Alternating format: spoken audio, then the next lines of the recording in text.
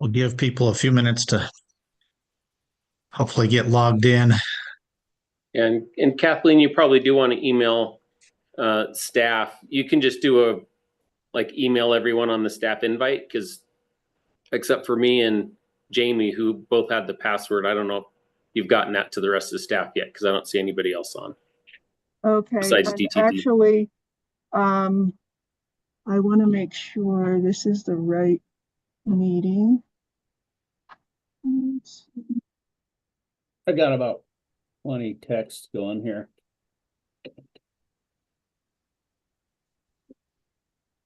Can I test my audio? Can you guys hear me? Yeah, we can hear you. Okay, cool. Thanks.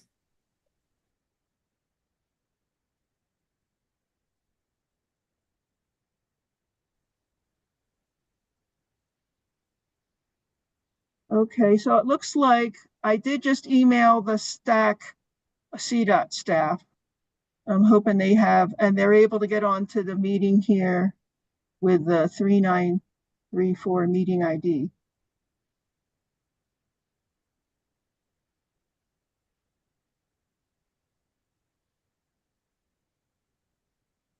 Kathleen, have you updated the STAC staff invite with the meeting information? It already has it in there, and it matches what I have in the Zoom account. It ends with 3934 is the meeting ID, so I believe that information is correct. Okay. It ends with SKY.1. Yeah, the issue with that is it doesn't say the password is STAC, but it looks like Jamie just emailed everybody that's on that staff invite, Yeah, I letting just them did the know same. I did the same thing. Great. So we should have people in the next 2 or 3 minutes. Yeah. Cool. Yeah, usually I can just click on the link and it automatically logs me in without having to enter a passcode. So Yeah, that's the first time it did that. And then when I tried to, I'm in the account now, and I tried to get it to delete or remove the little check mark next to passcode, and it wouldn't let me do it. And I think the same was true for Michael Snow. Yeah. Kathleen, if you're saying that you updated the STAC CDOT staff invitation with the meeting information I gave you, it is not showing. It is still showing the old passcode of 999460. Oh, that one. Oh, I need to say STAC. Okay. Yeah, I just got a, whoops. No, I just got a supplemental email from Kathleen. So maybe that hasn't come through for everybody yet.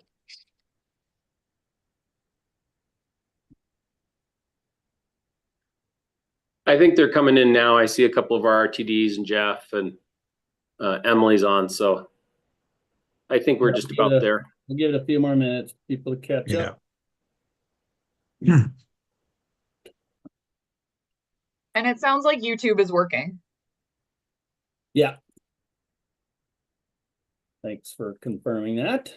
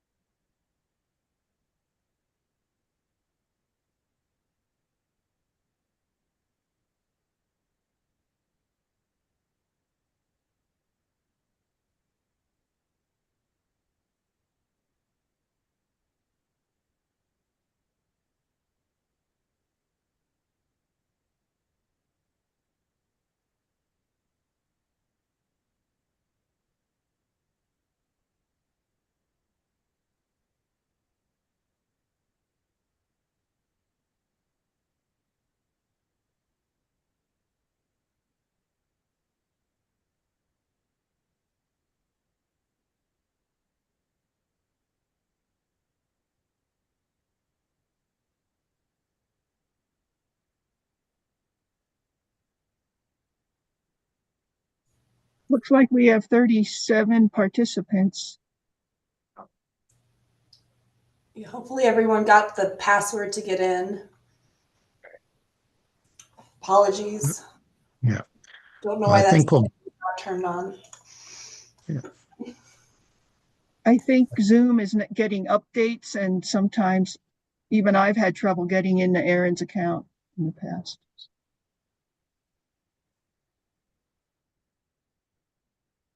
Yeah, I've not known it to ask me for a password in past meetings either, so it's news to me. okay. Well, I think we'll go ahead and get started. Darius won't be joining us today. He's off to another meeting presenting. So I'll have Marissa do our roll, or Eric is doing roll call. Very good. Thanks, everybody, and welcome. Pardon me while I zip around to the roll call spreadsheet. Okay, I am there now. And I'll just start doing the roll call. So beginning with Central Front Range, Dwayne McFall.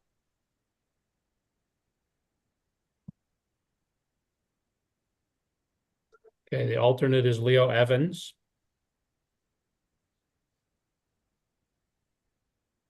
Okay, well, hopefully one or both of them will join later. Grand Valley, Cody Davis. And one of the alternates is Dana Brosik. I'm present. Good morning. Was that you, Dana? Yes, that's me. Yeah, thank you. Greater Denver, Steve Odoricio. And Eric, you have an old list. We have new member and alternate for STAC. This is Ron. Oh, sorry, this is the one that Darius gave me. Who is the members? You, Ron? Yeah, no, Trustee Ray Bird is. I saw our board director Bird online, I think. Yes, I am here. Thank you. I'll make a change. And sorry, it was Ray Bird? Ray Okay, Bird, B-Y-R-D? B-Y-R-D. B-Y-R-D, thank you. Yep. Got it, thank you. Gunnison Valley, Vince Rogalski. Vince Rogalski, Chairman of the Gunnison Valley Transportation Planning Region. Thank you, Vince. Intermountain, Brian Pettit. Brian Pettit's here. Thank you. Thank you, Brian. North Front Range, Johnny Olson. Johnny Olson is going to be running late today, but we've got staff here, myself, Paul Sizemore, and Becky Carrasco covering until he gets here. Okay. The alternate is Kristen Stevens. And she will not be joining us today. Not be there either. Okay. Northwest, Brian Cirkmenick. I am here. Thanks. Yeah, thank you, Brian. Pueblo area, Wendy Pettit. I am here, and Eva Cosleone is on as well. Thank you, Wendy and Eva. San Luis Valley, Vern Heersink. Yeah, Vern Heersink here. Heersink, thank you, Vern. South Central, Brian Blasi. I'm here, and also Commissioner Mitch Ward-Ellis is with us as well. Great, thank you. And did I pronounce your name right, Brian? You did, thank you. Great, thanks. I'm doing this for the first time, so I'm going to mess a lot of those up. Southeast, Ron Cook. He is not able to attend today. Okay, the alternate is Stephanie Gonzalez. And I am on. Thank you. Thank you, Stephanie. Southeast, Southern Ute, Colton Black.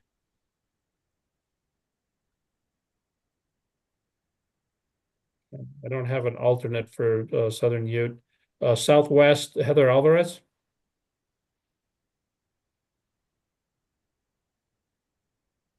Okay, we have an alternate of Sarah Dodson Hill for Southwest. Okay, well, maybe they'll join later. Upper Front Range, John Becker. And we have two alternates, Kevin Ross, Commissioner Ross. Or Elizabeth Relford. Hey, so that's probably an old list there, but this is Evan Pinkham with Weld County. Commissioner Ross can be with us. He's the lead, but I'll be giving the update. Thank you. Okay. Oh. Ute Mountain Ute, Manuel Hart.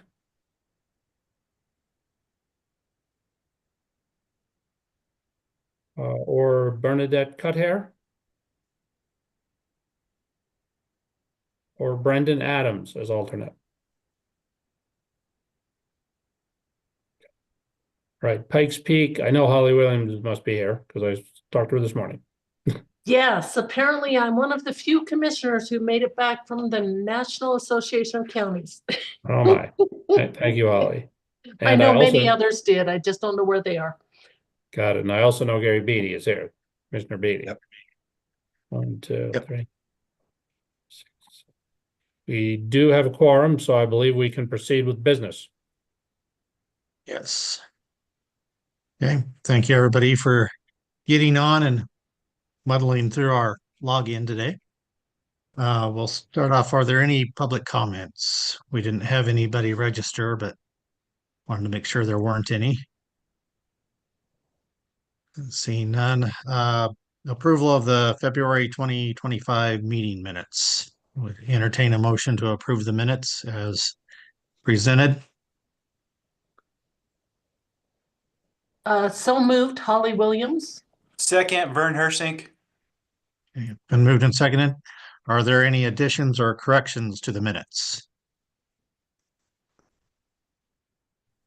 Seeing none, all those, is there anyone that has any objection to approval of the minutes? Hey, how are you?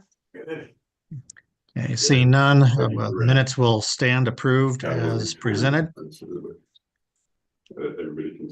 Okay. Retirement. Move on next to Herman, our back update. Someone, your mic is on. If you could please mute it when not presenting. Hey, nice to see everybody this morning. I hope you're all doing well. And just a couple of updates related to the Transportation Commission agenda that I'll share with you.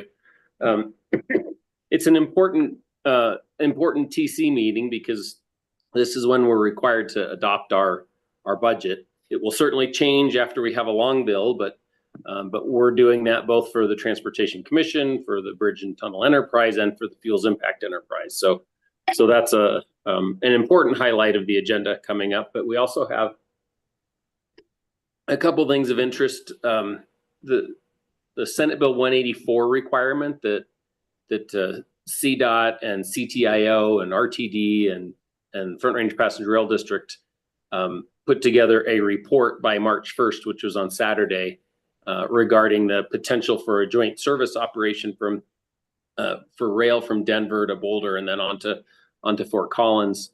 That was sent to the legislature on March 1st on Saturday. So we're getting a briefing from the folks that put that together. Diane Barrett, who's been helping the governor's office out, and Del Walker from HNTB are going to be presenting, and I think somebody from Ernst & Young is going to present on that report. So that'll be the first thing up. That's a joint workshop with CTIO. And then we have the Grand Valley MPO greenhouse gas report. So Dana, that's an important one for you guys for sure. Looks like they're meeting their GHG rule numbers in that table 1 in the rule. So we're going to talk about that and then hopefully get some approval from the Transportation Commission on that, I think, following month.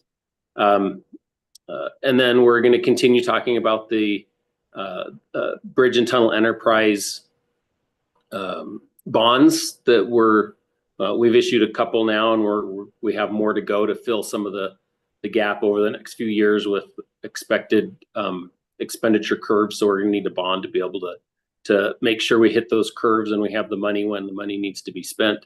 And then we'll get a statewide plan update. A couple of things. We'll talk about just the status of the planning cycle in general. But I think it's in April and May, or maybe just April, we're planning on the Transportation Commission conducting a bunch of telephone town halls. They've done that in the past. And we're still putting that together, but we're going to do that as well. And then associated with that, there's going to be a statewide plan survey that I think will be going out, and we're going to talk a little bit about what that survey looks like to the commission.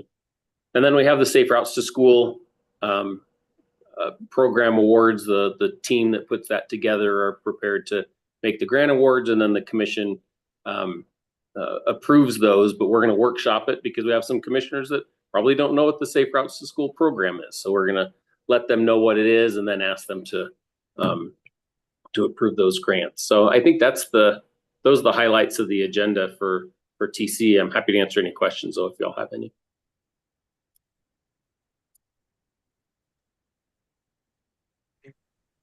Not seeing any questions, so I'll move on to the commission report update.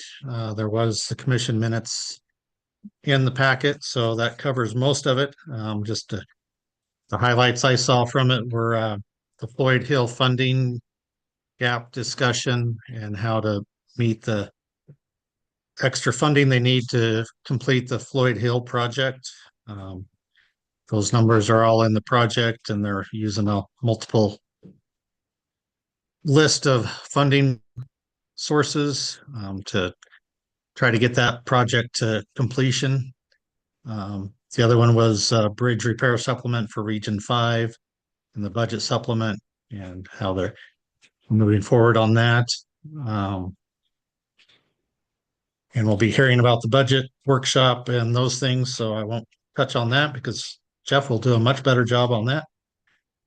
So there was not a lot. The other item that was presented was on the safety patrol, traffic incident management program, the courtesy patrols to help get people off the road.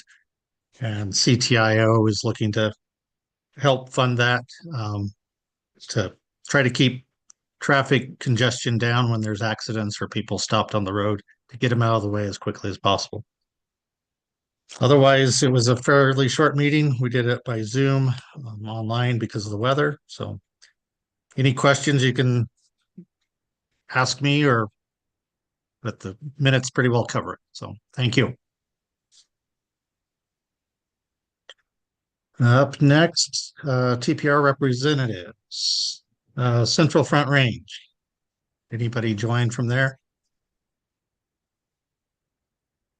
Not seeing anybody. Grand Valley, Dana. All right. Yeah, so we are finishing up the draft for our long range plan. So working pretty hard on getting that together. We have our open house next week for that. And then, as Herman said, taking the greenhouse gas report to the Transportation Commission this month and also IACT next week. We also opened up our call for projects for MMOF and CRP. We're doing a joint call, and those applications are due April 18th. I'm just working on that. And then finally, instead of having a board meeting last month, we did a site visit with our board and our Transportation Commissioner, Barbara Bowman, to our new fleet maintenance facility to see the progress on that. And so that's progressing nicely and should be complete mid-July or early August. So yeah, I think that's about it. Thank you. Okay, thank you. Greater Denver, Ray Bird. Welcome. All right, well, thank you. Hopefully you guys can hear me okay. Yes, we can. Okay. All right. Yeah, so just a couple of different bullet points. This is through Dr. Cog. We, at the last meeting, the board adopted the 2025 federal safety targets and bridge conditions targets for the region. And then also was a presentation from the air quality, the Regional Air Quality Council. And they included an update on the Denver Metro and Front Range areas, and also did a preview to consider the developing an indirect source rule that would reduce the transportation pollution emissions associated with high trip generators. So those generators would include warehouses, recreation venues, airports, those large venues of that nature. And then lastly, there was an update on the Parker Road State Highway 83 multimodal corridor. That was a study between Mississippi and I-25, which is funded by Dr. Cog in Arapahoe County. The recommendations was to focus on safety, operational, and the multimodal connection improvements in the corridor. And that is it.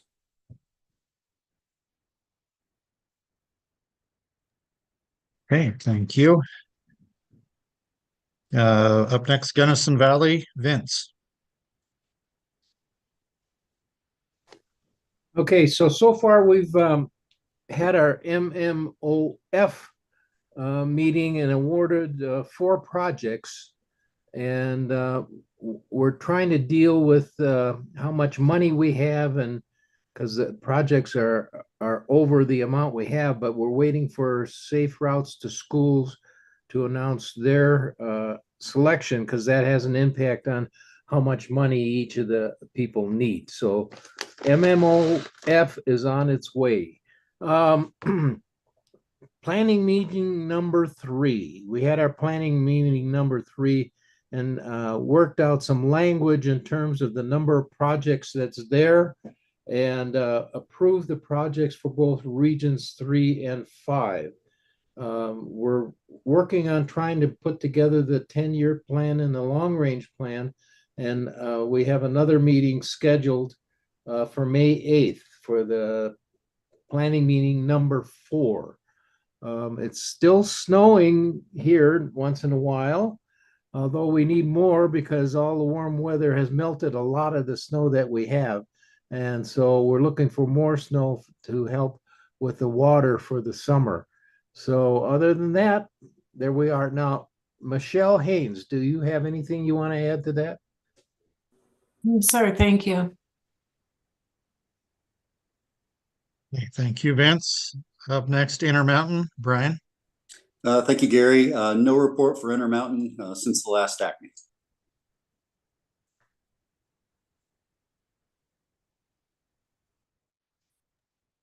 Up next, North Front Range, Rebecca or Paul. I'm not sure which is presenting. Hey, yeah, I'm happy to jump in there. Okay. So our last planning council meeting was on February 6th. At that meeting, council approved the MPO's 2021 to 2025 targets for safety performance measures. For the second year in a row, the MPO elected to go with a regionally based set of safety targets in addition to supporting the state's targets. At that same meeting, the Planning Council approved our 2024 MMOF call for projects. We had 6 projects that were approved for funding, and then also approved at the MPO level the Weld County request for match reduction for their on-demand transportation program project. They also approved the fiscal year 23-24 Transport program of projects and the 2025 Transport POP as well. And then we have our next council meeting coming up this evening. Okay. Up next, Northwest, Brian. Yeah, so we've been working with CDOT on our project priority list, 10-year plan, long-range plan. I think we're pretty much there. We'll send out a final draft to everyone via email and be able to move forward with that shortly. We are also trying to get a committee together for assigning MMOF dollars. So that email should be going out shortly to get that going. And just on a Highway 40 note, we're having some major issues with water flows going across the road. We had 3 rollovers in one location over the course of 2 days, a week and a half ago, 10 days ago, and we had a 3-car fatal crash right in between, the Winter Park ski resort and the town of Winter Park on Sunday that closed the road for 2 hours, and obviously everyone's feeling that one with the one fatality and potentially another. He hasn't recovered yet. So yeah, great concern in this area of the world for the water flows that are going across Highway 40. Thanks.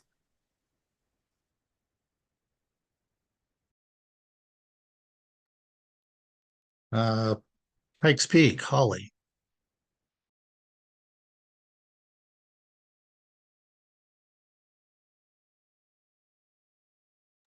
I'm here. Sorry. Took me a minute. So what I have is that at last month's meeting, we adopted our 2050 long-range plan, which also included a specialized human services transportation plan and a long-range transit plan.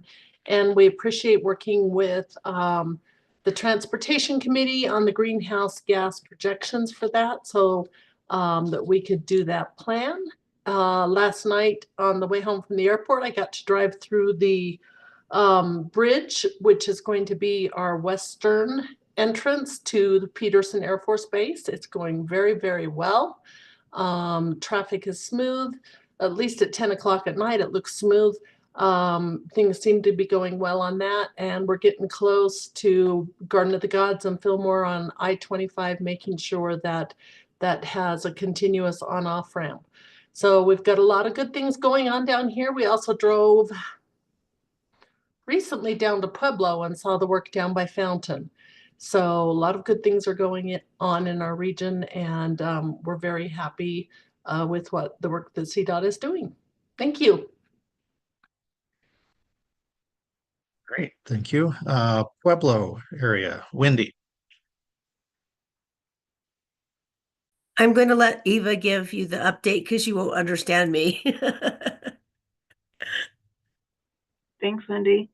So we had our board meeting last week, and they approved 2 resolutions, one for 11.5 for our CFI grant. That is to provide EV charging infrastructure at low income housing and different community infrastructure sites.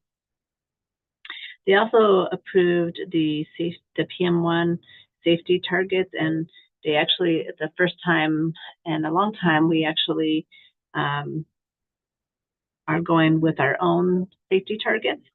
We also provided comments to the Front Range Passenger Rail draft station study, and we worked with the City of Pueblo to provide those comments.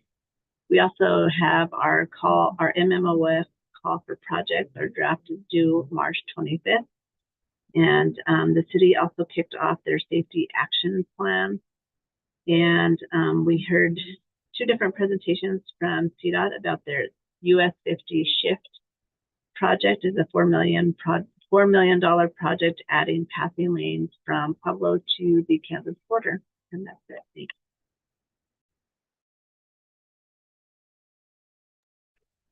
you. San Luis Valley, Vern. Yeah, good morning. San Luis Valley TPR met on February 27th, and that was continuing our priority planning process. Like Vince, we're hoping that the snowplows need to go to work this spring. It's pretty dry.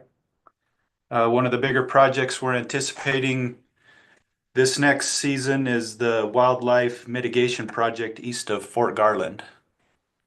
End of report. Thank you. South Central, Brian. So we had our last meeting on February 20th, where we did planning meeting number 3. We had officer elections. We adopted the new bylaws for our TPR RPC. And then we worked through the projects for our plan. But we had some questions on like projects that were funded in the previous plan that changed priority, and when the deadline is to submit them to the Transportation Commission to move the funding. And if the funding isn't approved, where does the funding go? So we're just waiting on CDOT staff to give us answers to those, and hopefully at our next meeting, and then we can finish our project list. That's all we have. Thank you. Thank you. Next, Southeast, Stephanie. Okay, thank you. The Southeast TPR successfully worked through our TPR priorities on February 26th at a regular meeting of the SCCED with all of our TPR members on. It was a great work session with lots of great input and discussion, and we came up with a good, reasonable list that will help us develop our plan we're very thankful to the CDOT staff that was involved in this, as it was a pretty lively discussion. So hopefully on April 23rd, that's when our next meeting is scheduled. For the regular session of the TPR, we will be able to have a draft that we can look at or start working towards that. And that's all I have. Thank you. You. Did anyone join from Southwest?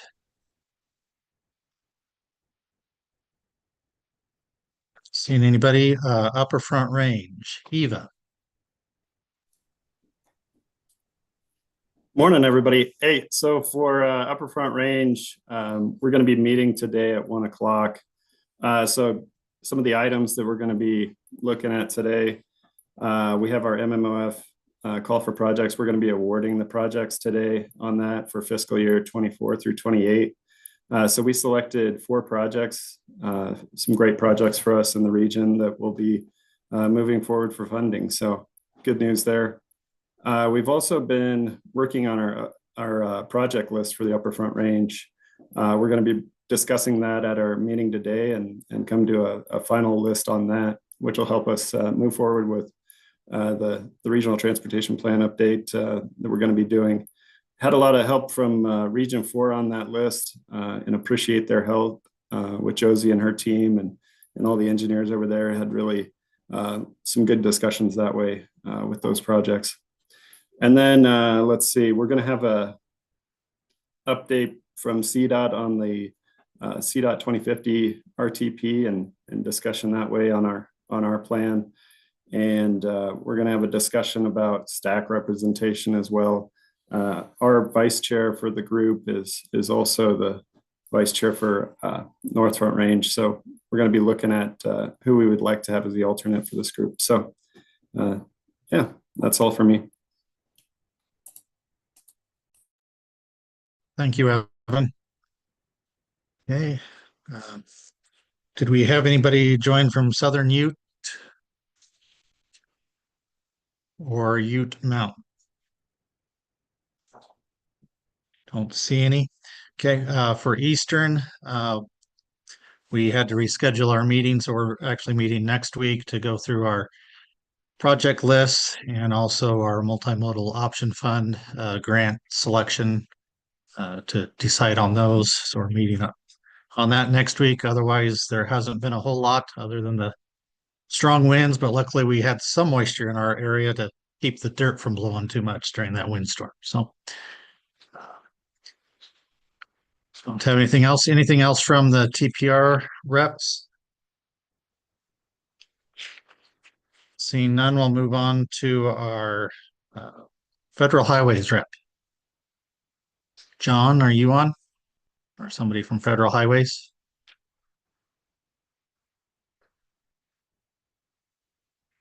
Don't see anybody. Federal Transit. Do we have anybody from Federal Transit on? Good morning. This is Emma Belmont with Federal Transit Administration. I don't have any updates for the group, just here to listen. And if you have any questions, don't hesitate to reach out. Thanks. Thank you. All right. I think that covers our reports from all the groups. So our legislative report, Emily. Hi, everyone. Hope you're all having a good day. We are almost halfway through session. We're on, I believe, day 58. So day 60 will be the halfway point. So it's moving quickly as always.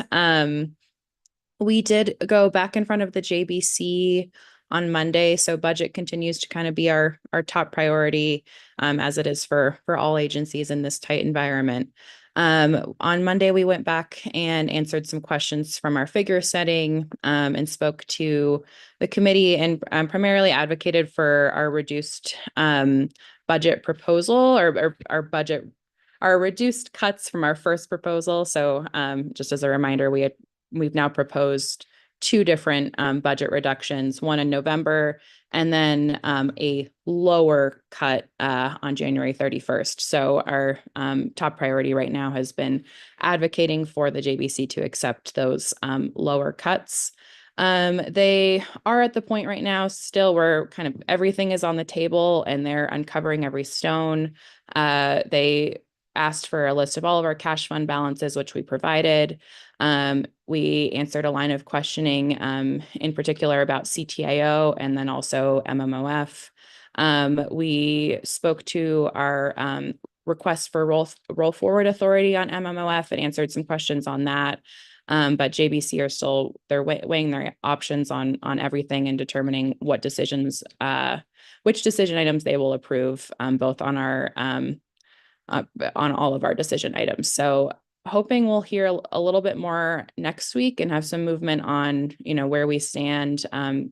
Formal comebacks will be approaching very quickly as well. So there's still some more pieces at play here before the long bill is finalized, but we're it's kind of been our top priority right now is navigating that process. Let's see, as far as bills and what we've been engaging on in the last few weeks, I believe Aaron sent out my latest report that's kind of all encompassing of all the bills that we're tracking. Bills that we're supporting right now are SB 2569, tire chain traction control device. That's one that we've testified in support of, but it's currently awaiting appropriations. I spoke yesterday to the transit reform bill. CDOT hasn't been engaging very much in that bill, but there is a section that requires CDOT to compile a best practices and materials to assist in the formation of new RTAs. So I spoke to our support of that, and that passed committee yesterday. We are supporting SB 25030, increased transportation mode choice to reduce emissions. But we know that a big amendment is coming next week that will scale back the requirements in that bill significantly and really focus on, instead of setting mode choice targets, sorry, let me turn off the, my G chats are pinging, really scale that back and focus on expanding transportation options in Colorado by identifying gaps in transit, bicycle and ped infrastructure, rather than setting formal mode choice goals. So we haven't seen that on the amendment on bill paper yet, but we have been hearing about the amendment and engaging on that. Let's see. As far as bills we're currently opposing, or the administration as a whole is opposing, in the transportation space, SB 20 or HB 251127, register and drive surplus military vehicles. That's one that Colorado State Patrol has been very concerned with, because surplus military vehicles just do not meet standard roadworthy practices, and also we have some potential concerns of impacts on pavement. There's also emissions concerns that CDPHE has mentioned. So there's a few different pieces there, but really at the core, it comes down to safety and allowing safe vehicles only safe vehicles on the road. So that bill has been moving through the House, but we've been engaging on it a little bit. We also have been engaging on HB 251122, automated driving system commercial motor vehicle. That is a bill that would prohibit an automated driving system to drive a commercial motor vehicle without someone that holds a CDL in the vehicle. That's one that the administration just as a whole is opposing, just concerns about potentially stifling technology when we haven't seen those kind of requests come through the task force, the AV task force right now that we've set up between CSP and CDOT through a bill that passed in 2017. And so that bill is still in the House, but that's one we've been engaging on a little bit as well. And then we've also testified on 4 different bills that would repeal various fees. So there's 3 bills actually. Let's see, there's 2 bills that would have repealed the retail delivery fee. And then 1 bill that would have repealed the road usage fee, the rental vehicle fee, several other fees from SB 260. And then there was also another bill up in committee this week that would have repealed the PFAS fee that we use for freight projects that benefit CMV safety and safe freight operations. And so all 4 of those bills did not pass their first committee hearing, but we did oppose all 4. And then some other ones that we're closely monitoring, best value design build in transportation projects. That's HB 25 1228. We had a lot of concerns with the initial language of that bill. It created a new definition for best value in design build contracting. And so we had some concerns that some of the language that they were striking might put us out of compliance with federal standards and maybe put federal funding at risk. And we also felt it was very narrow and hard for contractors to comply with, but we've worked with the sponsors on an amendment, and now we're just neutral on that bill. And then we're also still determining our position on HB 25 1286, protecting workers from extreme temperatures. That sets some different requirements around both hot and cold temperatures and various protections for employees. We are in the process of implementing a new procedure for extremely hot temperatures. So we are kind of in line with some pieces of the bill, but we're still kind of figuring out how to engage on that specific piece of legislation. And yeah, I think those are all the main ones I wanted to highlight, but happy to answer any questions. Okay, any questions from anybody on any of the bills?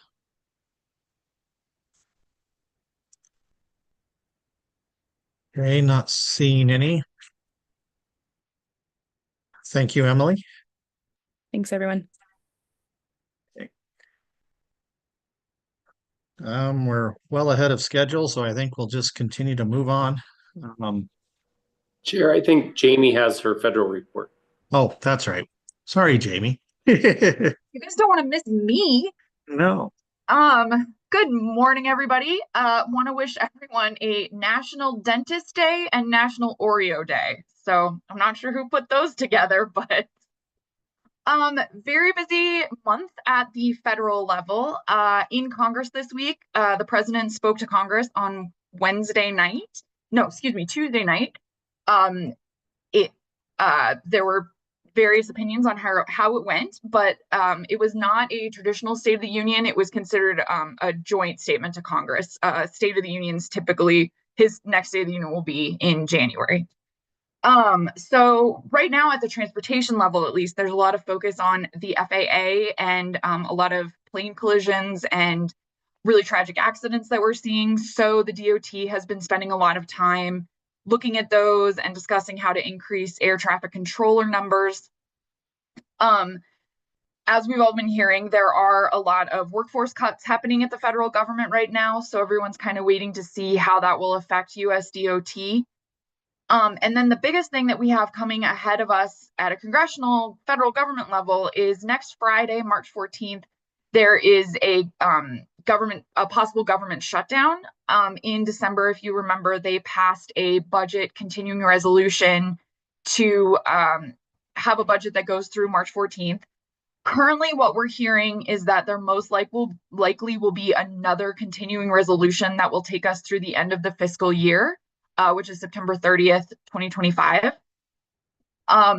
Granted, we're a week out, and so a lot of things could change, but that is what we're hearing from the Senate offices, is that that's kind of what they're hoping for.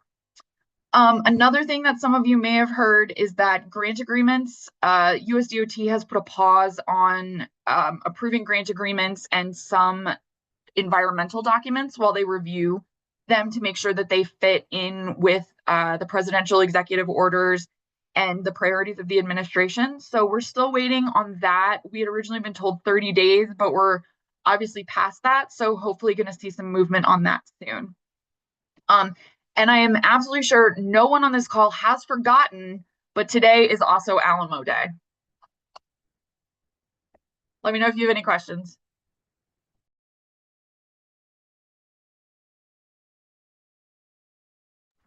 Any questions for her? Okay. Seeing none.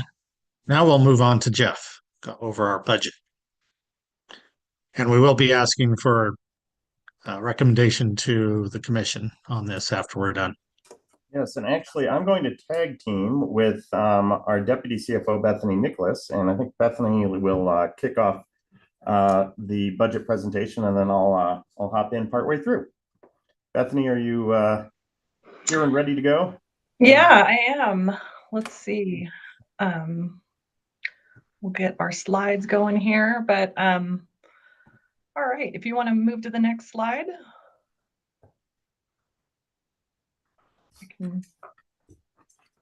Thank you. Okay, so as far as agenda, we're just gonna walk through at a high level the fiscal year 26 final annual budget allocation plan. So I'll go through sources and uses, discuss the total plan, and then we do have an update on legislative budget amendments, some information about changes from the proposed budget, decision items, timeline, and next steps. Next slide. Okay, first I have an overview of projected revenues for the FY26 final budget. The revenue allocation is based on the latest quarterly revenue, which was released last month. So the Q2 forecast for FY25. And we do publish a full revenue forecast report, and that's posted on the CDOT website if you're interested. It's about 15 pages. It provides a lot of the detail behind the full forecast if you want to look into that detail. So overall, the total revenue available for allocation in the final FY26 budget for CDOT and the enterprises is $2.2 billion. So first we have federal funding. We're anticipating $803.3 million, about 36% of our revenues coming from federal funding. So that's largely the 18.4 cents per gallon paid at the pump and the federal general fund money that goes into our federal programs. For the Highway User Tax Fund, which includes fuel taxes and fees, vehicle registration, faster fees, and retail delivery fees, we're forecasting $660.8 million, the next largest portion of our funding at 30%. For Bridge and Tunnel Enterprise, they have forecasted $181.4 million or 8.2%.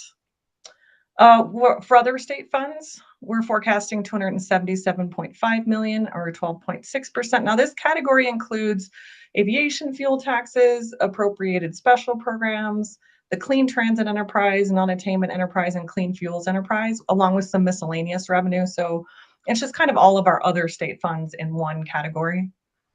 Legislative initiatives, we have a $43.5 million forecast or 2% of our budget. So this includes general fund transfers to the State Highway Fund and Capital Development Committee funds.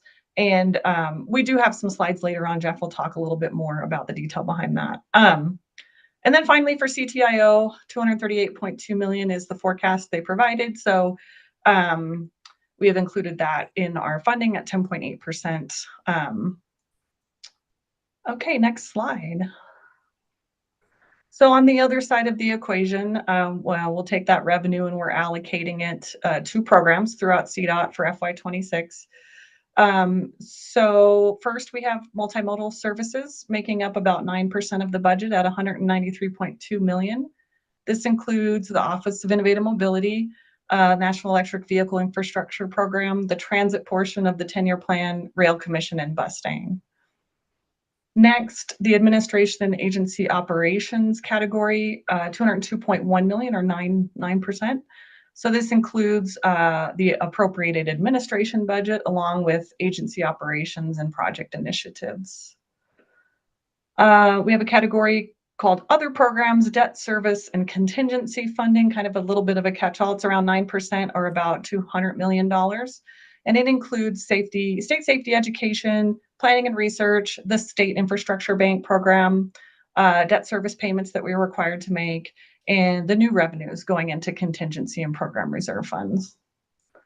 Going kind of the other side of the slide, capital construction, of course, the largest portion of funds are allocated here at 36.5% of the total, or 805 million. So this includes asset management, safety programs, 10-year plan projects, and the regional priority program. Maintenance and operations is our second largest allocation, representing nearly 20% of our allocation at 430.8 million. So this includes the maintenance program areas, strategic safety program, real-time traffic operations, and ITS investments. And then finally, we have sub-allocated programs, which includes kind of all of our pass-through dollars. So aeronautics funding, our sub-allocated federal programs, revitalizing main streets, and this totals 17%, or 374.1 million. Next slide. Okay, so we have posted on the CDOT website our full narrative, all of the appendices that go with the full budget. So all of these figures are updated within the revenue allocation plan, or the one sheet. That's Appendix A. We typically refer to it as the one sheet. And it's posted online where you can see kind of line by line in all of the different categories, the allocations of revenue. Also, the spending plan is posted online. It provides a forecast of anticipated expenditures within the fiscal year, and it's actually organized with the same categories you see in the revenue allocation plan. So together, those first two appendices are meant to provide kind of a whole picture of the budget, the revenue allocation plan and the spending plan together. So in the spending plan, you can see things like anticipated right-of-way acquisitions, CDOT staff salaries and benefits, contractor payments, and so forth. Also, we provide 6 more appendices, which are tables with a lot of data and information. So there's kind of a little bit of everything that you might want to know about the budget, including open projects, unexpended project balances, planned projects, the total construction budget.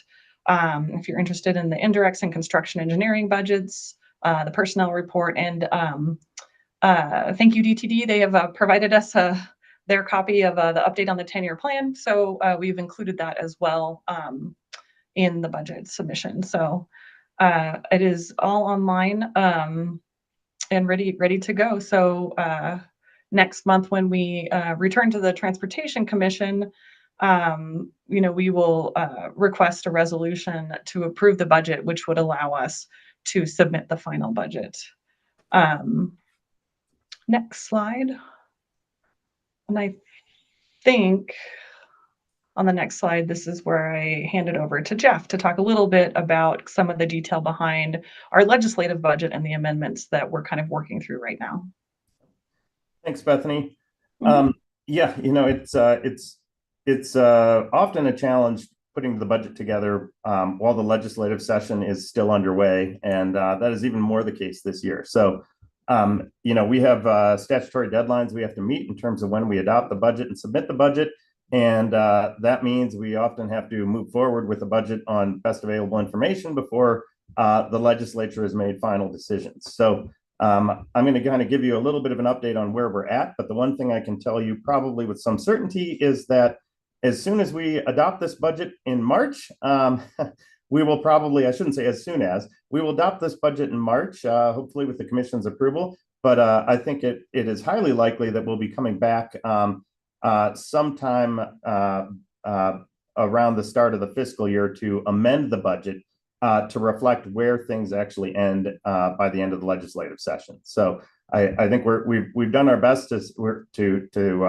to keep up with proposals as they've changed, but we will ultimately have to approve the budget before the end of the session, and I think before we're going to have certainty with respect to where the legislature and the Joint Budget Committee land on some of the budget reduction proposals. But to bring you up to current in terms of what is reflected in the budget to this point that we will be asking the Commission to approve. In November, we reviewed CDOT decision items included in the Governor's November 1 budget request. And so when we reviewed the budget with you in the fall, we had built that budget around what was included in the governor's November 1 budget request. That included 2 proposals that would result in reductions to planned general fund transfers to CDOT, as well as a permanent reduction to the road safety surcharge. I'm happy to say that since that time, we were able to work closely with the Office of State Planning and Budget to identify opportunities to reduce the scope of those reductions. We recognize that the situation with the state budget this year is such that there's really no likelihood that we're not going to be impacted, and we, like every other agency, fully understand that there are things that we are going to have to contribute towards balancing the overall state budget. But we really worked hard with the OSPB to try to find ways that we could minimize the impacts of what was originally outlined in that November 1 proposal. So to that end, in coordination with OSPB, we submitted a budget amendment that modified those original proposals from earlier this past fall. That budget amendment reduces the impact of that original November 1 budget request by about 18 million this fiscal year and about the same amount next. Probably more notable, however, it would limit the reduction to the road safety surcharge to 2 fiscal years, 26 and 27, instead of imposing that as a permanent reduction. So this table summarizes the modifications to the original 2 proposals in 26 and 27. And I'll walk through each of those briefly. The proposed reduction to the road safety surcharge, that's the second item on the line here, would be on the table here, would be cut by about 2/3, going from about a $65 million annual impact and growing in perpetuity to about a $22 million impact in 26 and 27 only. Conversely, the proposed reduction to the planned $100 million general fund transfer in 26 and 27 would be increased by 25 million each year. So what was a $39 million reduction to the general fund transfer in fiscal year 26 becomes a $64 million reduction. A $24.5 million reduction in 27 becomes 49.5. However, as in the original November 1 proposal, the decreases to the general fund transfer are proposed to be offset by increases in later years, so that at least in nominal terms over the life of the general fund transfers, those changes are net neutral. So as noted, the net result of these changes would be an improvement of about 18 million in 26 and about 19 million in 27. Plus an additional 50 million coming back to us in the form of additional general fund transfers in later years. And again, I think most notable change would be this would make the faster reductions temporary, not permanent. We've updated the draft 26 budget that's before you this month to align with this updated proposal. And let's maybe go on to the next slide. As Emily gave you a little bit of an update on where things were at, the JBC has not made decisions on these reductions. So at this point, we do not know where this is going to land. We were at the JBC, as Emily mentioned earlier this week, where we were really encouraged them to consider the budget amendment that we submitted. But again, I don't think we will have certainty on where this where things land before we have to bring the commission a budget to approve in a few weeks here. So again, what we're showing here is what we're going to be bringing forward to the commission for approval, and we will have to amend it later to align with where things land, assuming they aren't exactly what we have outlined here. Just briefly on the next 2 slides, I'll drill in just a little bit more to the changes. Here are the changes to the general fund transfer. Sorry, go back a slide. As noted, the proposed reductions increased by about 25 million in each of fiscal year 26 and 27. Sorry, we're off a slide here. But then increase in the out years. Going ahead onto this slide, well, actually, sorry, can we go back a slide? We're kind of off. Here we go. This is where we should be. All right. So again, the proposed reductions to the general fund transfer go up by about 25 million in each of fiscal year 26 and 27. But if you look out to the out years in fiscal year 33, you see a $50 million increase. So in nominal terms, that would be a net neutral, an improvement from a faster reduction because we at least have the chance of recapturing those reductions later. Now let's go on to the next slide. So this next slide shows how the change to the proposal for the general fund transfers is reflected in the budget this month. Of the $100 million transfer, about 10 million is allocated to Mustang, about 15 million to the contingency fund in the proposed budget you saw in November. That left about 121 million in total going to the 10-year plan. I say total from all sources, not just the general fund. After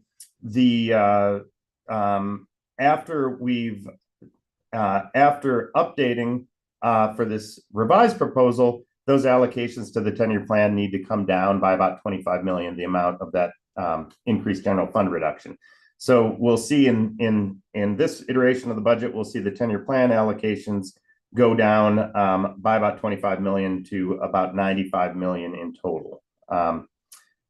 Let's go on to the next slide, please. So while we see a reduction to the 10-year plan allocation, in the other direction, we see the larger increases to asset management allocations and to faster safety as a result of the smaller reduction to the road safety surcharge. So what was originally proposed was a permanent reduction of $11.10 to the road safety surcharge for all weight categories. The updated proposal would instead limit that to a $3.70 reduction in fiscal year 26 and 27.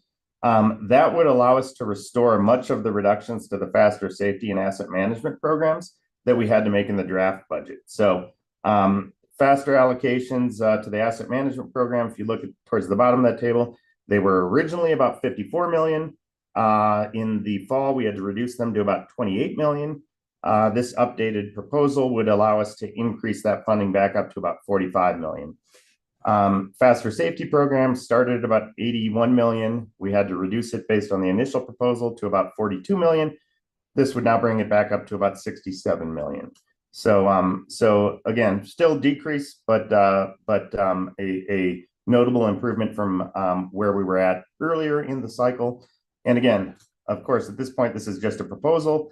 What is actually adopted by the legislature, we'll have to wait and see. So let's go on to the next slide here. All right, not going to go through this in detail. This just basically details is the line item detail of what I just presented on the prior slide.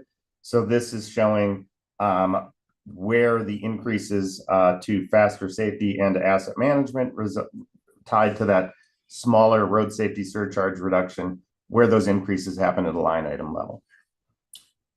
All right, I think next slide, and I think this might be where I'm going to hand it back over to Bethany. Next slide, please. There we go.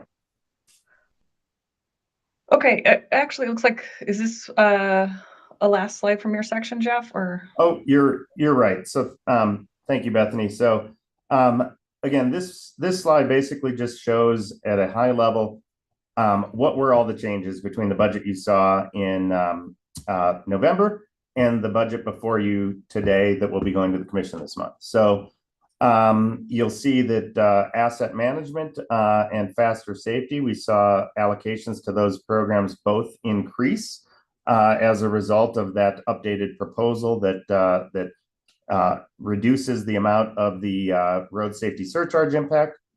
Going in the other direction, but to a smaller extent, you see the allocations to the 10-year plan drop by about 25 million. But again, at least in statute, we would see increased general fund transfers that would increase 10-year plan allocations in future years. And then not going to go into details on these, but just kind of a couple of other areas where we had to make updates to the budget. Our agency operations budget and our administration budget each had relatively small changes tied to common policy decisions, changes to salary and benefits, and a few decision items, with a corresponding amount then reduced from the commission reserve to essentially offset those increases. All right, next slide, please. All right. I'll take over. Perfect. Okay, timeline and next steps. So I know we went through a bunch of information, but I think this is our last slide. So just looking forward, we will continue to work on these items. So for prior to bringing the budget in March, we're going to make sure we incorporate estimated roll forwards into the revenue allocation plan. So this will give us a complete picture of the budget that's available for planning and programming in FY26. So roll forward budget represents budget from a prior year, like revenue allocation from a prior year that hasn't been committed to a project or expended from a cost center. So it's still available to be budgeted to projects and spent. So you know, we forecast that to where we think we're going to land June 30th. And then we add that estimate into the full budget. So just to make sure we're giving a full picture of available funding. In March 2025, so we in a couple weeks here, we'll be going back to the Transportation Commission and asking them to kind of review and adopt the final budget allocation plan. And so when we get a resolution from the commission, that will allow us to submit the final plan to the governor's office and the legislature, and that's required in statute by April 15th. So once we're through all of that, the governor by June will approve the budget, and that will allow us to push the new revenues into the accounting system to begin the year on July 1st. Next slide. Yeah, now we're kind of to questions, so I guess we can kind of open it up and see if anyone had any questions about what we presented. Okay. Any questions from anybody?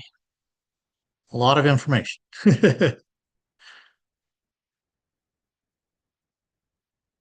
Okay, Ron.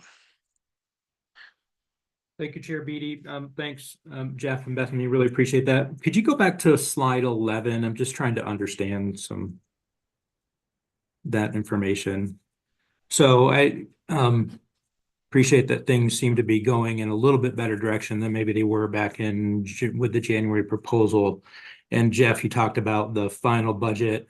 I'm looking at the 10-year plan line item that shows about $96 million in the final budget versus 120 in the proposed budget, about a $25 million reduction.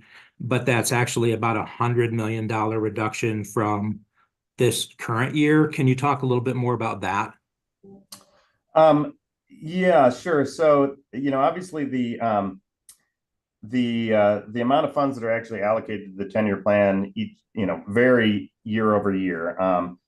And especially the last several years where we've had some one-time legislative funding. Now, I think beginning in fiscal year 25, prior to sort of some of the budget reduction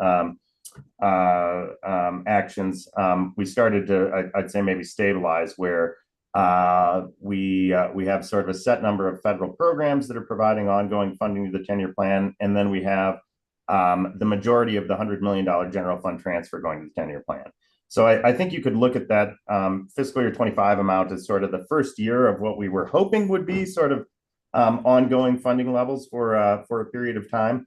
But again, that's before we started to account for the budget reduction impacts. So the primary driver you see here is essentially the reduction associated with the general fund transfer. Now, if we went back, I think the reduction, correct me if I'm wrong, Bethany, and I might have to do a little bit of math on the fly here, but I think we have a general fund reduction of about 65 million. Is that right? And so, as I'm doing my math on the fly, I'm going to have to probably pull up a few other resources because I'm missing something else here. Because so 65 million of that reduction is the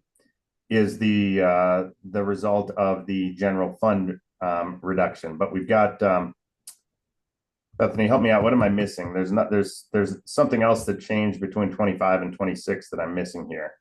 And I'm trying to remember if that's just the availability of flexible federal funds or. Yeah, I'll have to look it up here too. I'm not remembering off the top of my head. Let me look it up. All right, so Ron, let me give me the more detailed answer there, because I think there is about, the bigger piece of the change there is about 65 million, but there is another piece that I want to get you a better explanation on that I'll just have to go back and look and see what was making up our 25 allocations there. Yeah, Jeff, actually it is federal funds. It's federal fund adjustments. Okay. So I think Ron, the way I would probably have to explain that, I think, is that, and I'll have to dig into this in more detail, is that our federal funds sort of are allocated sort of in a waterfall based approach where they are allocated first to our asset management programs and making sure that we hit sort of the planned amounts to our asset management programs. Then I think the second place they're allocated, actually I think I have this reversed, is our debt service, where we have a portion going to debt service. And then essentially sort of the residual that is left after that is what is allocated to the 10-year plan. And so I think we did see between 25 and 26 that we had a smaller residual federal available to go towards the 10-year plan allocation.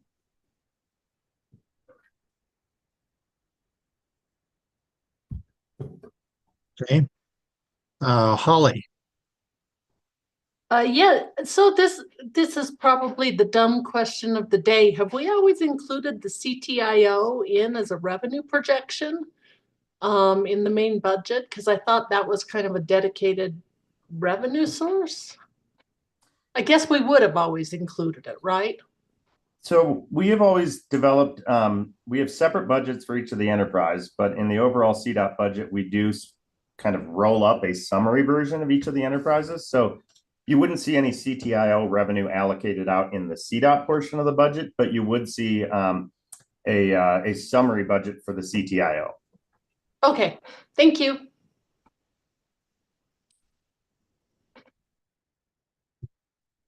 Any other questions from anybody else?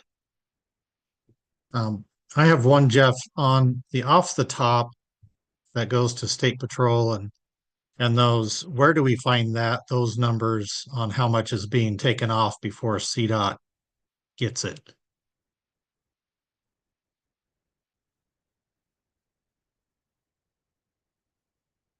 Sorry, I was on mute. We do have that outlined in the draft budget document. So I think if you look at the full narrative portion of the budget and you looked, I think, in the revenue section, I believe we have a table in there that shows total HUTF, and then it breaks that HUTF up between off the top cities and counties and CDOT. So I'd have to go look up that number to tell you exactly what it is, but I do know it is in the budget document. Okay. I was just trying to find out where to find it. So it's also in our forecast document posted online in our forecast report. So if you want to look at the forecast, it's there as well. Okay. Because I know that's one of the ongoing concerns, is that continual growth of that off the top is the revenues aren't keeping up. So just something I was interested in looking at. And with that, there was a fee added that I thought was supposed to help address like some of the State Patrol costs. I didn't know if that's rolled into that number or if that's a separate fund that goes somewhere else now that shows up on your registration fees. If you guys have any idea where that goes. Yeah, if that is a fee that goes directly to CSP, I'm not sure that I know the details on that. Okay, just was wondering how that one was working. So thank you. Any other questions for them?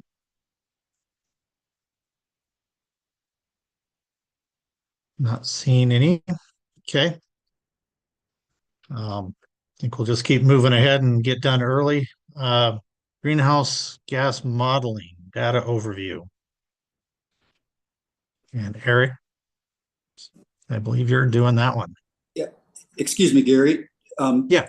Do we need to vote on this? Oh, yes, we do. Thank you. Yes, we do. I would entertain a motion to support or make recommendation to the commission on the budget. Someone want to make the motion? So move. And I'll second that reluctantly. Okay. It was moved by, I believe, Raymond Byrd. Yes, that's and correct. Dr. Cog, and seconded by Brian Pettit to recommend the budget. Any discussion on the motion? See none. All those in recommending the budget to the commission, say aye. Aye. Aye. Any opposed?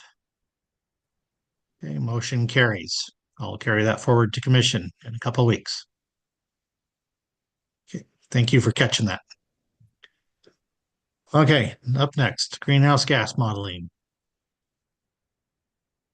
Hi all, and thanks for giving me some time this morning. I've lost track of how many months ago it was, but it was 2 or 3 months ago.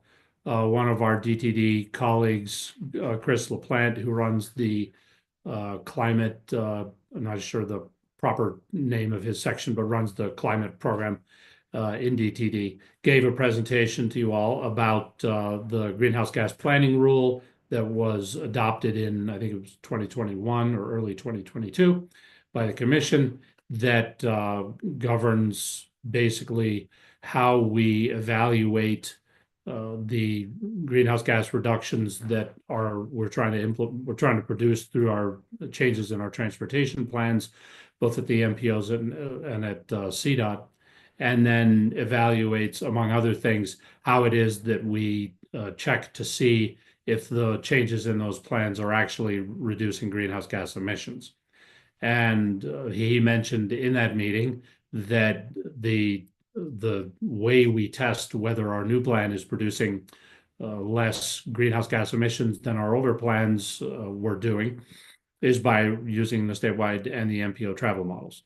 So that generated some questions among some of the STAC members about, in effect, how do we do this modeling? Why do we do it this way? Why are we doing it with models as opposed to other methods that we might employ? And so that generated the presentation that I'm about to give to sort of bring you all up a little further up the curve on how travel modeling works and how we're using it at CDOT, and in particular, how we're using it for the greenhouse gas emissions work. So I'm happy to, entertain questions at any point during the presentation. Don't hesitate to interrupt me. I sort of set this up in a way that I thought would address the issues that would be of interest to you, but I've been doing this kind of work for close to 40 years, and I can usually answer questions that you have if something else is more important in your mind than what I'm presenting. So that said, next slide, please. Excuse me. Right, so sort of backing up before we talk about models themselves and just sort of talking about where does all this stuff come from. The main thing I want to convey is that we build these models based on an awful lot of data. So, we could go over each of these items in a lot of detail, so I'll go through them pretty quickly. I think I've already presented to the STAC over the last year or so the what do we call it? The Colorado Travel Counts. That's our sort of marketing name for the ongoing, excuse me, statewide travel survey. Is coming close to being wrapped up at this point. So that is a new iteration of what we call a travel diary survey, where we literally recruit many households around the state and ask them to fill out a travel diary for a period of time that we assign to them. That, as I mentioned, we're doing a survey like that now. The model we have presently is based on the survey, a similar survey that was conducted in 2010. That survey was only covered the Front Range in a nutshell because we were still dealing with the effects of the Great Recession and didn't feel like we had the money to survey the whole state. That the new survey is in fact covering the whole state, just to, a note there. We also count cars very extensively around the state, count traffic on number of locations. We typically do around 2,200 what they call short duration counts every year in Colorado. So I'm sure we've all driven across those little sort of black tubes that you'll see across the road from time to time. Those are either CDOT or often local governments also doing short duration counts. They're typically 48 hours that they'll have those tubes out at a particular location. We've been doing those sorts of counts for something like 80 years. So we have a really rich history of data for that. We also have what we call ATRs, or automated traffic recording devices. So those are permanent counters that, that are out there 24/7, 365 days a year. And those counters contribute also very significantly to the larger count program. There are around 120 of those. I'll show you a map in a second of where they are. We also are, as many of us are aware of, the sort of air quotes big data sources. We're making a lot of use of big data for that, for the travel model. Particularly, those data sources provide us with roadway speeds at varying times of the day and in numerous locations around the state. So we can also use that in building and checking the models. We work with all the transit providers around the state in gathering ridership, boarding numbers for all of them, from RTD, the biggest, to the smallest ones around the state. And so we have, very extensive data in transit ridership every year. The state demographer's office provides us estimates and forecasts of population and jobs around the state. Typically, they provide it at the county level. So it's another rich data source that's crucial for us. Likewise, we have very detailed information on employment and businesses around the state from the Colorado Department of Labor and Employment. They provide us those data at literally the individual company level. Given the sort of potential privacy issues there, we have to sign very strict privacy agreements with them so that we are using the data in a way that does not expose private information from the firms that provide that information to the state. We also use the census data very extensively, as you can imagine. We work with a number of entities to gather data from that's aggregated up from the county assessors that shows specific locations, like literally address locations of all the households and dwelling units in the state, all the houses, and likewise businesses. CDOT, I'm sure as you're all aware, maintains a very detailed map of our roadway networks, transit service, transit route maps are also provided by all of the transit providers in the state. So we have all of that very closely depicted in the model. There's, I'm sure, plenty of other stuff that I'm forgetting to note, but that's just sort of a somewhat lengthy list of data that we use that goes into building these models. Next slide, please. So this just as a little bit of background information. I mentioned earlier I was going to show you where the ATRs are, the automated traffic recording devices, that is. So you can see all of these little squares. There are different kinds of them, which are noted in different colors out there. But you can see that we have them in every corner of the state, from northwest to southeast, southwest to northeast, and everywhere in between. So I think we won't belabor this one for now. So next slide, please. So a little bit about the travel diary survey, because this is really a crucial survey for us. I want to note a couple of things, because I know we often find ourselves being asked to contribute to surveys. And a lot of times we're asked to, give our reactions to things or our opinions about things or whatever. I want to note that the travel diary survey, the 2010 one and the one that we are presently wrapping up, we don't ask people their opinions. We ask for specific information. When I use the word diary, we literally ask them to just provide information through the survey period that we assign them to. Let's just go with 24-hour, which many of them just have a 24-hour period. We will just ask them to tell us, where were you at 4 o'clock in the morning? And then and a little bit about what you did there. We don't ask obviously personal information, but real basic stuff. Then where did you go next? Maybe you went to work. How did you get from home to that work location? Where did you go next? Maybe you went out to lunch in the middle of the day. How did you get from work to your lunch location and back again? You know, it's just real basic diary information like that. I also want to note, because I think it's very common for people as we start to do these surveys to ask, well, how can I participate in the survey? I want to note these are not, you know, quote unquote, self-selected surveys. People can't volunteer for the survey. We go to them. We basically randomly select addresses around the state and mail out invitations to folks to participate. And the purpose of doing that is so that we control the sample, as it's called in the biz, so that we have a good random representative sample of Colorado residents, and that we're not getting, you know, people who happen to be particularly interested in travel surveys, who may or may not, you know, exhibit sort of typical travel behavior. So, you know, just the point being that we are trying to get a survey that really looks like Colorado, as they used to say. The data, as noted here, these are what we call revealed preference survey. That's just a term of art, as they say, for the diary information, that it's not preferences. It is, you know, it's not your opinion. It's what you did. We asked them to provide a ton of data about themselves and their households, together with their travel during the assigned period. These surveys are big and expensive. We don't do them very often as a result.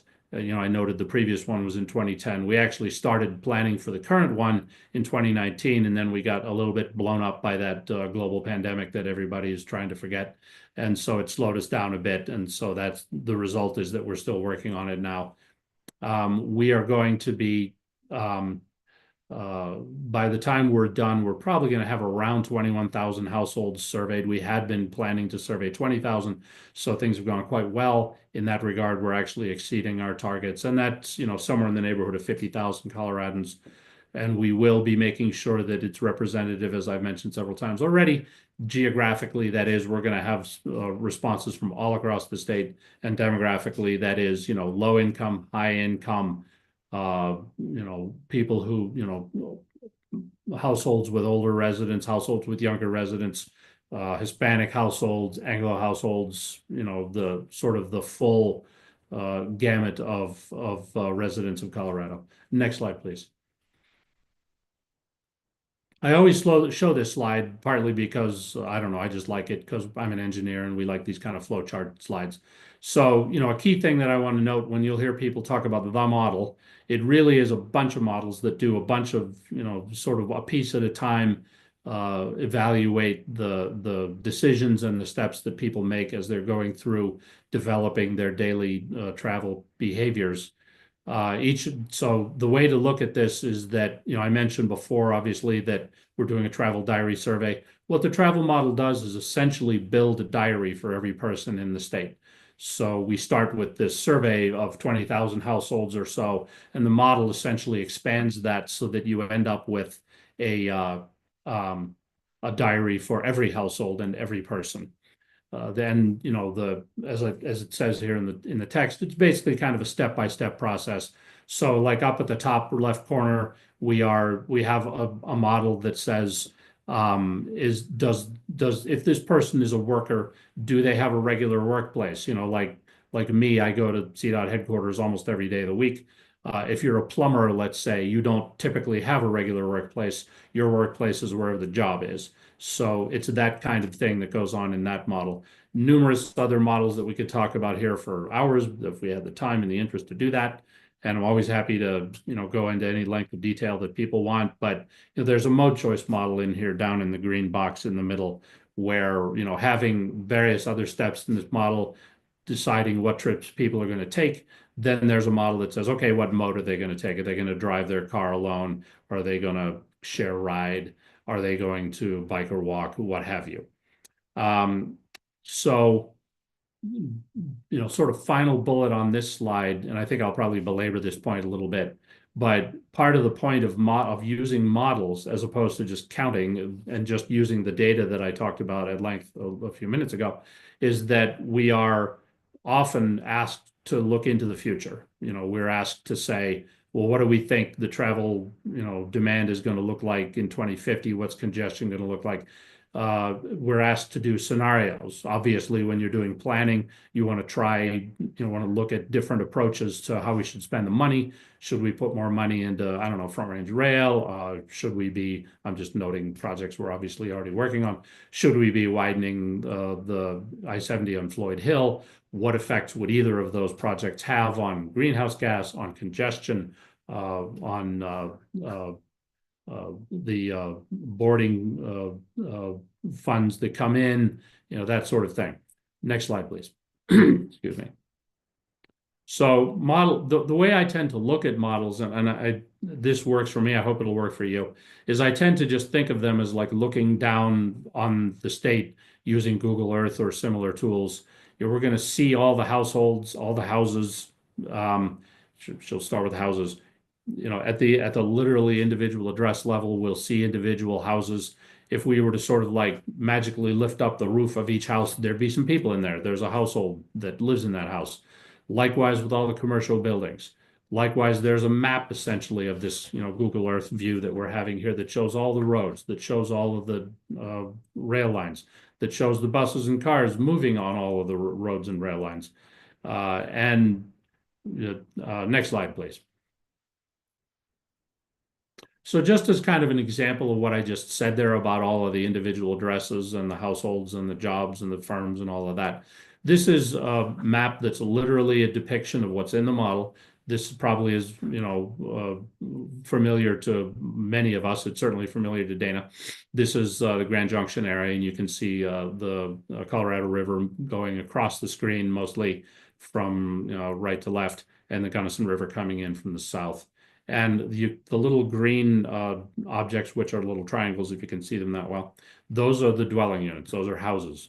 And then the round blue, the blue circles, those are companies. Those are firms where employment is taking place. And so, just to give you a sense of the literal level of detail at which we run this model and build it. So a lot of what we do as we're building these models is to ask ourselves, is our data any good? What do I think of this stuff? So as an example, when I first saw this slide, I saw an interesting sort of tighter blob, you might say, of green triangles right dead in the middle of the screen there, right where the two rivers come together. And it itself looks like sort of a bigger triangle. And I remember thinking, well, I wonder what the heck that is. So I zoomed in on that in the map. And if you'll go to the next slide, please, you'll see the zoom in. So we can see those little triangles now, having zoomed into right where the two rivers come together.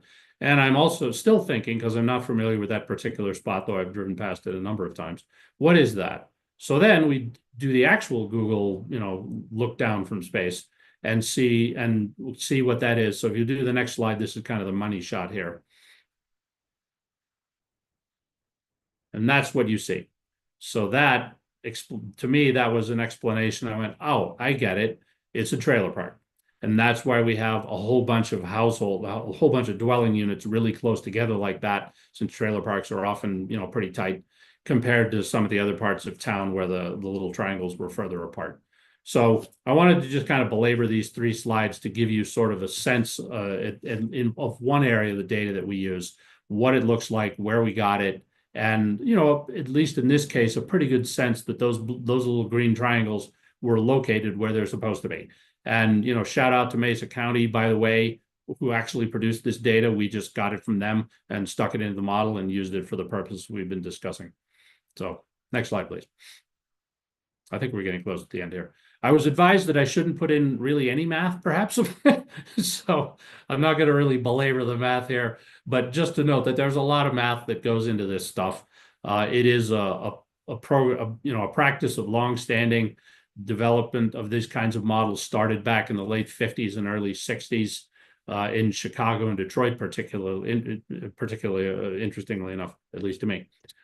So, mode choice models involve this whole idea of basically giving a score to the different modes that are available to a person who, let's say, is trying to make a work trip. And the score is based on things like how much does that trip cost? How long does it take? both to drive and then maybe there's some walk time that you have to do to, you know, get from your parking lot to your office, for example. The same thing certainly true of transit, where you're generating a score there and you're saying, okay, what's the transit fare? How much time do I spend sitting in the vehicle? How much time do I spend walking or driving to the you know, the transit stop? How much time am I waiting? All of that stuff is sort of packed together into a score that, and you know, bottom line is the better your score, the more likely it is that that mode is going to be chosen. So in the interest of avoiding talking too much about math, I think I'll just go on to the next slide. That said, anybody wants to talk about math, I'm always ready to talk about it. I'll bring my wife in, who's a mathematician and way smarter than I am. Oh, so next slide, please. So, you know, having built these models, we don't just rest on our laurels, as it were. We actually check them, you know. So great, we built the model. Is the model any good? You know, does it produce outcomes that make any sense? So one of the key things we do is we'll build a model that depicts, say, the year 2015, which is what we actually did when we're building the model we're using now. And then we will get a whole bunch of traffic counts that I talked about earlier, and we'll see, okay, the model produces volumes on all the roads. Do they match the traffic counts that we have? So we'll do a whole bunch of checking of that kind. Same thing with speeds. We got all these big data speeds, and the model produces speeds on the roads. Are they any good? Do they match the observations? Transit ridership, the same thing. And, you know, stating probably the obvious, if we if the model's outcomes are not looking accurate enough, then we'll make adjustments. We'll go in and model things. And I do want to emphasize, this is not just CDOT working in a vacuum. We have a model group that's called the Statewide Modeling Coordination Group that has model representatives from all of the state's 5 MPOs together with CDOT modeling staff. And we get together, you know, quite often, and we just kick around how we're doing things and make sure that everybody's comfortable with the way that all of these models are being done. So this is very much being daylighted across the state with many of, you know, your employees and colleagues throughout the state. Next slide, please. So I kind of already mentioned this, and I warned you that I was going to belabor the point a little, but, you know, why do we need models? Well, we need models partly because we're looking at the future, and obviously we don't have data about the future, so we have models for that. Like, you know, so we use forecasted from the state demographer's office. We'll use their forecasts of what the growth in the state's population and jobs is going to be. We use our planning scenarios to stick into the model, you know, widening I-25 north, let's say, which obviously we've been doing lots of work on to see what good that's going to do in regard to all sorts of things, including traffic congestion. Likewise, since, as I showed you, we depict the land use patterns all around the state, we can look at different land use patterns in the future. How would it look if we had more density or less in various parts of the state, just to name one, you know, one concept. And so we can stick all of that in the model, and we can test things and see what things look like. And, you know, that's what I tend to call what if analysis.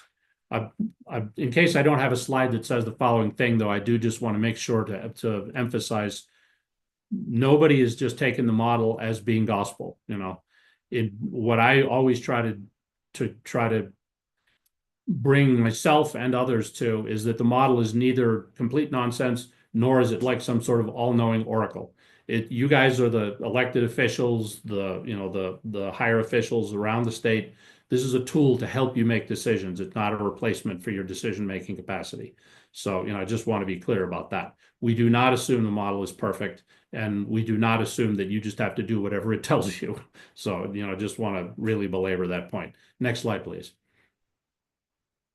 So, you know, a sort of a question about measurement, because it did come up when Chris LaPlante talked about how we do greenhouse gas evaluation. You know, why don't we just measure things? Well, I hope I've made it clear we do measure a heck of a lot of stuff. And but as for just measuring, let's say, greenhouse gas emissions, you know, it's pretty tough to do that. We have literally, as we know, we have millions of cars. We have millions of households. We have, you know, tens and hundreds of thousands of businesses all around the state producing, you know, emissions everywhere. So part of what we're doing here is to sort of substitute for that. That said, CDPHE, the Colorado Department of Public Health and the Environment, is working on ways that we could do more greenhouse gas emissions as we what's the word I'm searching for? Just measurement, as we already do with various other types of emissions. I'm sure you guys have seen many presentations about, various sensors around the state and around the metro areas that are showing what the concentration of carbon monoxide is at various places, or ozone.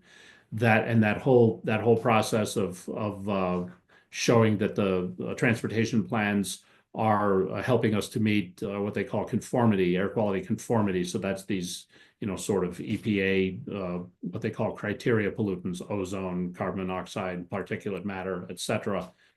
All of those are also, they are being measured at a few locations around the state, mainly to check what the concentrations of emissions are. But when we're trying to, with greenhouse gas, we're not just trying to measure what is the concentration of, let's say, ozone in a particular place, and is it exceeding health standards that have been, set by all sorts of research. What we're really trying to do is to evaluate total emissions, like tons of the stuff. So it's not just a matter of its concentration in a particular location, but we're trying to evaluate the complete and total emissions of greenhouse gas all around the state. So that's another part of the reason we use the travel model, and we also use the EPA MOVES model, which is a companion model that takes the outcomes from the travel model, the total volume of all the driving that's going on around the state, and it sticks those miles driven into the MOVES model, which then applies emissions of greenhouse gas in terms of total grams of emissions per mile driven. And it packages all those miles, applies emissions rates, and comes up with the total emissions. And I do want to note that I have asked Sabrina Williams, who is our CDOT's MOVES model genius, to be on this call. So if anybody has any questions about that, then she'll be on the call to answer those questions, because I'm not the expert at that. So we do track plenty of data, that said, and I just have 2 or 3 more slides, and then I will shut up about this topic. So next slide, please. So just to give you an example of some things that we track over the years, and this is a slide that I've looked at a lot, so it's very familiar to me. I think we've shown it from time to time to the STAC. So this is, if you look to the far left, that's the year 1980, so a long time ago, back when I was a young person. And then up to 2023. We don't have 2024 yet because we're still cranking on all the numbers that we got from 2024. A couple months from now, we'll have that. And so the the orange graph is the orange line is showing you miles driven per person in the state, or VMT as we call it, vehicle miles of travel, is our little acronym.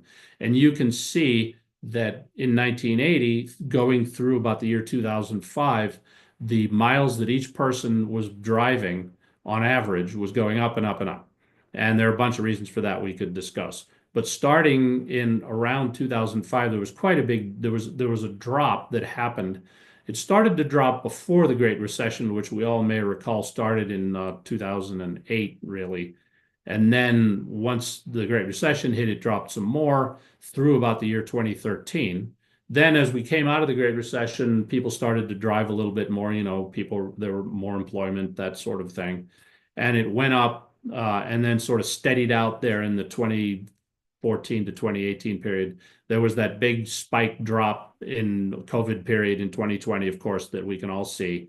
And then it came back up again, and has been relatively steady since then for the last 2 or 3 years. Next slide, please. Oh, wait, take that back. Can we go back to the previous one? I did just want to note the dark blue, the graph, please. Sorry, I'm confusing people. That one, thank you. The dark blue line is total VMT, so that's just complete VMT, not per person, but total. And you can see that it does continue to go up through all these years, partly just because the state population is increasing. There are some spikes, the VMT went down, the total VMT went down during COVID, which again, not surprising, but it came back up almost to the same levels that had been before the next year. So next slide then. Thanks for helping that. So this is a really interesting one that comes from the Department of Revenue, where they gather information on fuel sales. And this is just showing, and this only goes back to 2018, but this is showing month by month the fuel sales in Colorado. And I thought it was an extremely interesting chart. Of course, I am a nerdy person, but you can see there's just a little slope downward that between 2018 and 2024, the peaks are a little lower than they had been before. So we're seeing just a slight downward trend. If you go to the months that are there in 2020, you can see there was a big drop there, and that is April, May of 2020, where COVID hit hard, and then it came back up again pretty rapidly through that summer. You know, probably stating the obvious, but the reason you see this sort of wavy pattern is that we burn more gas in the summer, in a nutshell. People are going on vacation in the summer and doing less of that in the winter. So this was a really interesting slide for me. Next slide, please.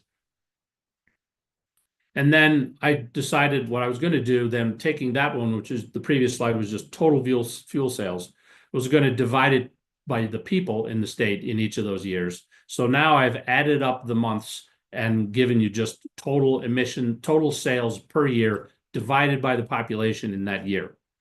So this is basically now fuel sales per person, which to me is probably more relevant than just total fuel sales. But you can see, and again, but just back to 2018, because it's the same data that it was in the previous slide, that you can see that it's at these somewhat higher levels in the 540 gallons per person. 2018, 2019, those two numbers are pretty much the same. Then it drops, you know, pretty big drop down to about 480 in 2020. Again, it's COVID year, big surprise. And then following COVID year, 2021 through 2023, it looks pretty flat. But interestingly enough, it never goes back to the same level per person that it did prior to COVID. It's about a 4% drop compared to pre-COVID.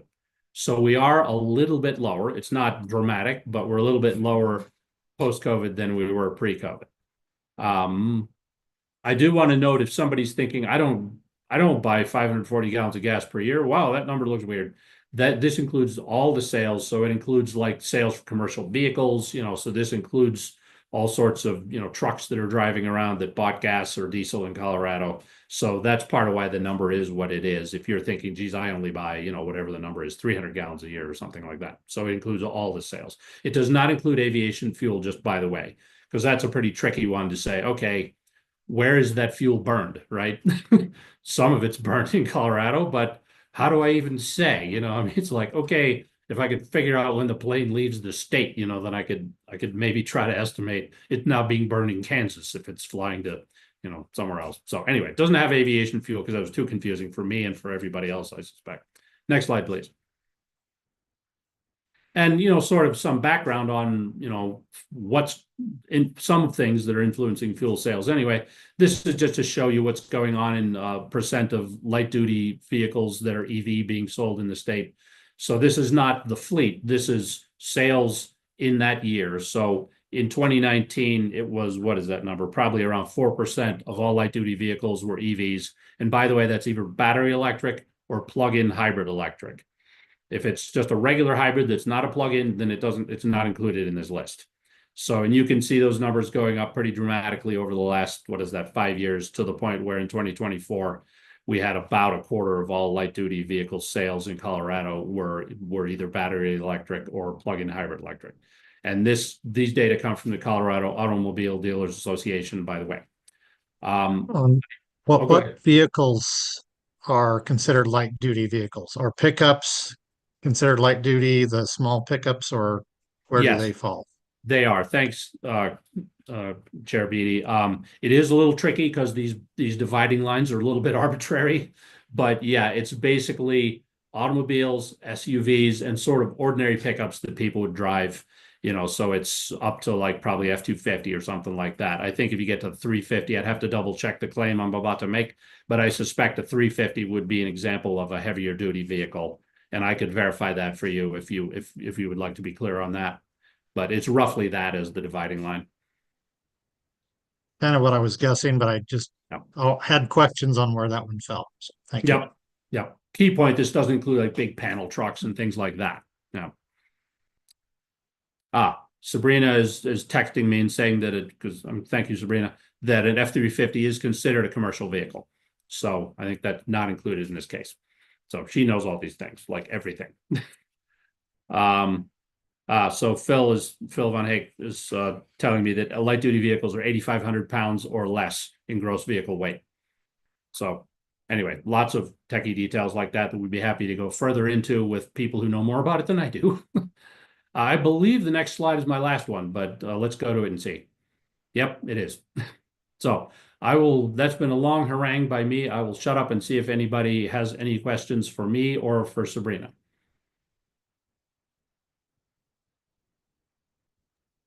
Okay. Any questions from all the participants? Well, thank you all, and do not hesitate to get in touch with me at any time in the future. If something comes to your mind, there's my contact information. Happy to answer any question at any time. And thanks again for your time this morning.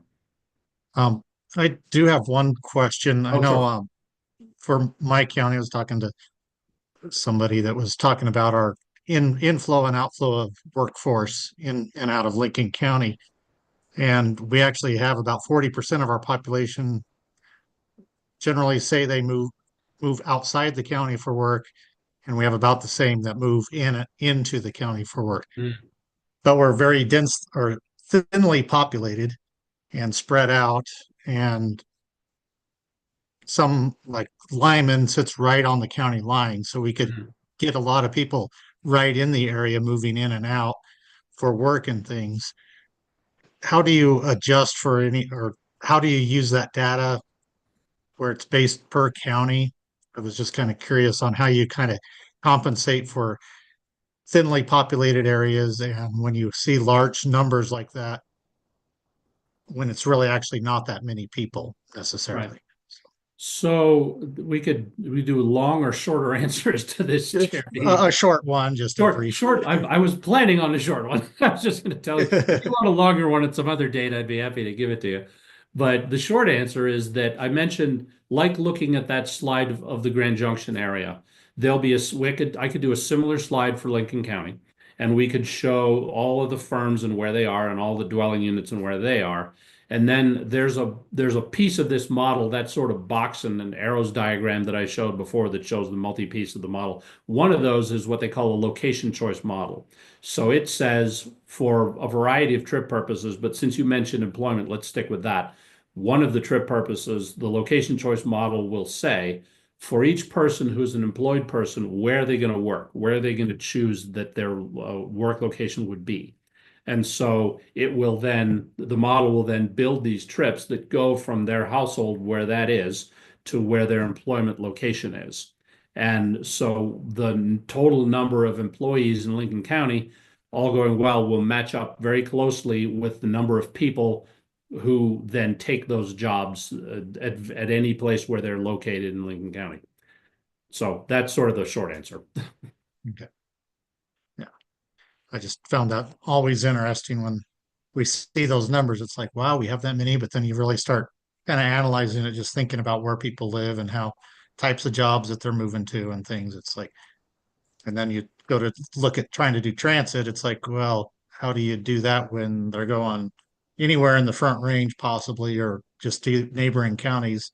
It's like, sure. Well, it gets difficult to plan a transit service to ever try to meet those needs. So agree. Just speaking of interesting mind process on how you analyze and look at the data.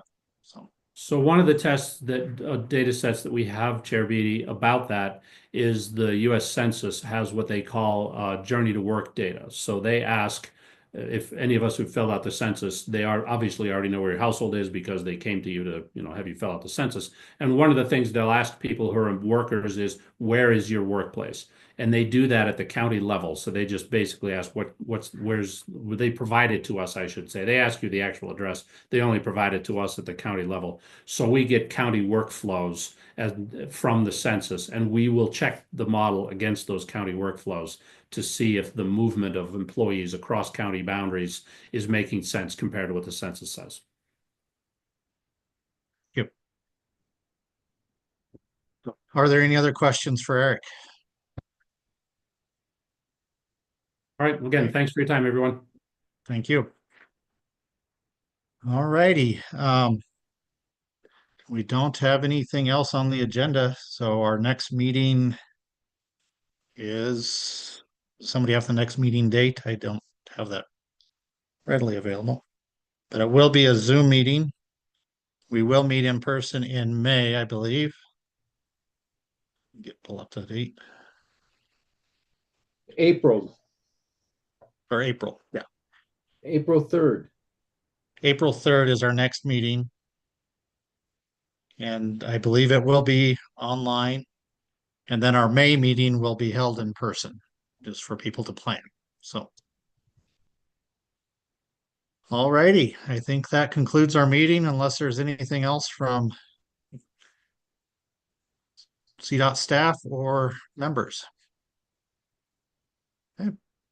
Seeing none, thank you, and we'll see you all in April. Thank you. Thanks, Gary. Thank you. Have a good day.